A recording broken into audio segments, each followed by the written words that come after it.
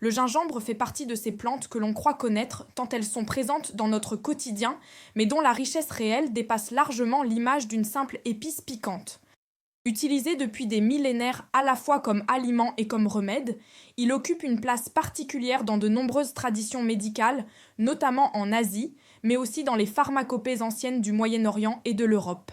Derrière son goût puissant et son parfum caractéristique se cache une racine, ou plus précisément un rhizome, dont la composition chimique complexe explique la diversité de ses effets sur l'organisme humain. Comprendre ce qu'est réellement le gingembre, ce qu'il peut apporter à la santé, mais aussi ses limites et ses précautions d'usage, permet de l'utiliser de façon plus éclairée, loin des discours simplistes ou des promesses exagérées. Sur le plan botanique, le gingembre porte le nom scientifique de Zingiber officinal. Il appartient à la famille des Zingiberaceae, tout comme le curcuma ou le galanga. Il s'agit d'une plante herbacée tropicale vivace, originaire d'Asie du Sud-Est, largement cultivée aujourd'hui en Inde, en Chine, en Indonésie et dans les Caraïbes. La partie utilisée, aussi bien en cuisine qu'en phytothérapie, est son rhizome, consommé frais, séché, réduit en poudre ou transformé sous forme d'extrait, d'oléorésine ou d'huile essentielle. Ce rhizome concentre la majorité des composés bioactifs responsables de ses effets physiologiques. Parmi ces composés, les plus connus sont les gingérols, les shogaols, les paradols et la zingérone. Ce sont eux qui donnent au gingembre son goût piquant et légèrement brûlant, mais aussi ses propriétés biologiques. De nombreuses études expérimentales, menées en laboratoire ou sur des modèles animaux, ont mis en évidence des effets antioxydants, anti-inflammatoires, antibactériens, antiplaquettaires et même antitumoraux potentiels. Chez l'humain, les résultats sont plus nuancés, mais certaines indications sont aujourd'hui bien documentées, notamment dans le domaine digestif et dans la prévention ou la réduction des nausées. Historiquement, le gingembre est l'une des plantes médicinales les plus anciennes connues. Les marchands arabes en faisaient déjà commerce il y a plus de 2000 ans entre l'Asie, la Grèce et l'Empire romain. Cette épice blanche, comme on l'a nommée parfois, représentait une valeur économique considérable. Les taxes prélevées sur son commerce constituaient une part non négligeable des revenus de certains empires. À partir du XVIe siècle, les Espagnols l'introduisirent dans les Caraïbes, notamment en Jamaïque, où sa culture se développa fortement. Aujourd'hui encore, l'Inde et la Chine assurent près de la moitié de la production mondiale. Cette longue histoire explique pourquoi le gingembre est à la fois profondément ancré dans les traditions culinaires et médicales de nombreuses cultures. Sur le plan de la santé, l'un des usages les plus reconnus du gingembre concerne la prévention et le soulagement des nausées et des vomissements. C'est probablement son indication la mieux étayée scientifiquement. De nombreuses études cliniques ont montré que le gingembre peut réduire les nausées liées à la grossesse, aux interventions chirurgicales mineures ou au mal des transports. Plusieurs institutions médicales internationales reconnaissent d'ailleurs cet usage, notamment pour les nausées de grossesse, lorsqu'il est consommé à des doses modérées. Son mécanisme d'action semble lié à une modulation de la motricité gastrique et à une interaction avec certains récepteurs impliqués dans le réflexe de vomissement. Le gingembre est également réputé pour ses effets bénéfiques sur la digestion. Traditionnellement qualifié de plante stomachique et apéritive, il stimule la sécrétion des sucs digestifs, favorise la vidange de l'estomac et soutient le fonctionnement du foie et de la vésicule biliaire par une action cholagogue et cholérétique douce. Cette stimulation digestive peut contribuer à soulager des troubles digestifs mineurs comme les ballonnements, les gaz intestinaux, les spasmes digestifs ou la sensation de lourdeur après les repas. Certaines études suggèrent que le gingembre pourrait aussi favoriser la coordination du complexe moteur migrant, un mécanisme essentiel au bon déroulement de la digestion entre les repas.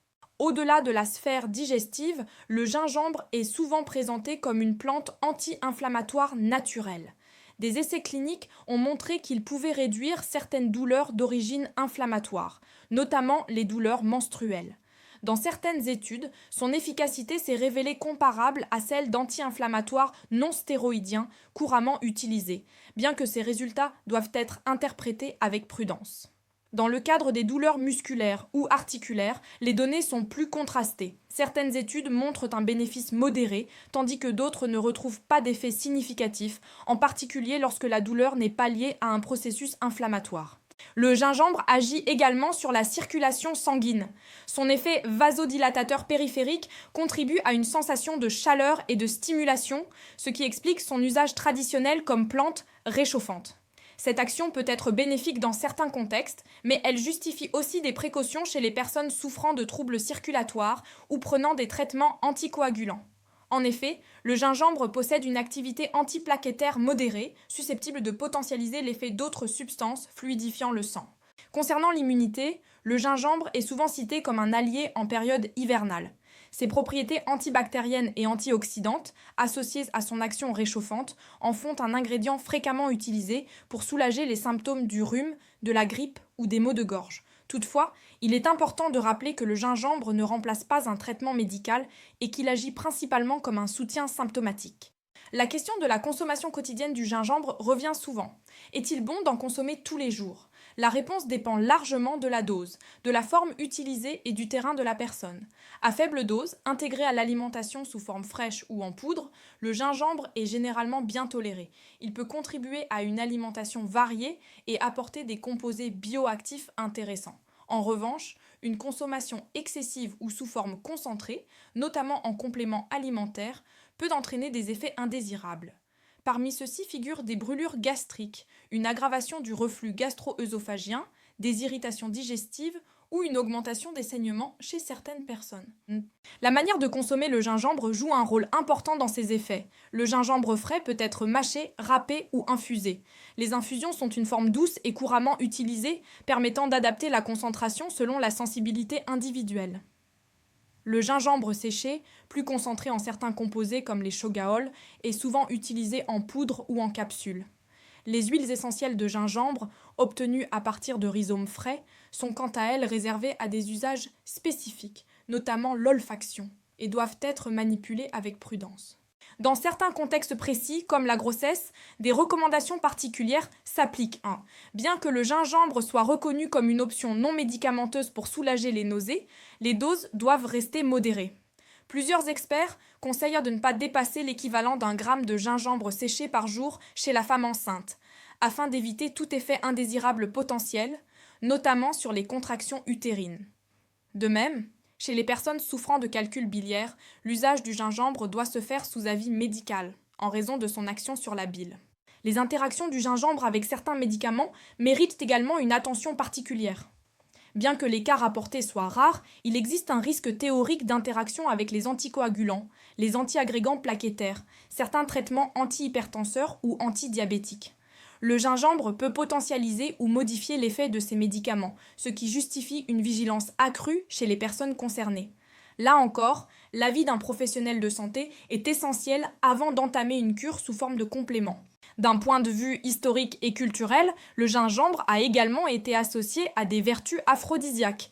Cette réputation repose probablement sur son effet stimulant et réchauffant, ainsi que sur son action sur la circulation. Toutefois, aucune preuve scientifique solide ne permet aujourd'hui de confirmer un effet direct sur la libido ou la performance sexuelle. Ces usages relèvent davantage de traditions culturelles que de données cliniques établies. Les recherches actuelles s'intéressent également au potentiel anti-cancer du gingembre.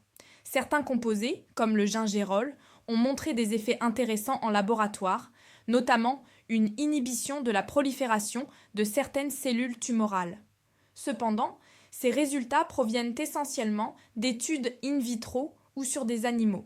À ce stade, il n'existe pas de preuves suffisantes pour recommander le gingembre comme traitement ou prévention du cancer chez l'humain. Il est donc essentiel de rester prudent face à ce type d'allégations. L'avis des experts converge vers une approche équilibrée. Le gingembre est une plante aux propriétés indéniables, utile dans de nombreux contextes, notamment digestifs et inflammatoires légers.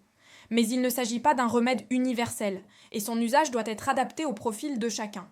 Certaines personnes, notamment celles ayant une constitution dite chaude, sujette aux inflammations cutanées, à l'acné ou au reflux, peuvent constater une aggravation de leurs symptômes. Chez la femme, le gingembre peut parfois augmenter le volume des menstruations. Ces éléments rappellent que naturel ne signifie pas systématiquement inoffensif. Intégré de façon raisonnée à l'alimentation, le gingembre peut enrichir les plats, apporter de la saveur et soutenir certaines fonctions de l'organisme. En phytothérapie, son usage gagne à être encadré, surtout lorsqu'il s'agit de cures prolongées ou de formes concentrées. L'objectif n'est pas de consommer plus, mais de consommer mieux en tenant compte des besoins réels du corps. En définitive, le gingembre illustre parfaitement la richesse des ressources naturelles lorsqu'elles sont utilisées avec discernement. Plante ancestrale, à la croisée de la cuisine et de la médecine, il offre de nombreux bienfaits, mais impose aussi le respect de certaines précautions. Loin des discours miraculeux, il mérite d'être considéré comme un allié ponctuel, intégré dans une approche globale de la santé, fondée sur l'équilibre, l'écoute du corps et le conseil médical lorsque cela s'avère nécessaire.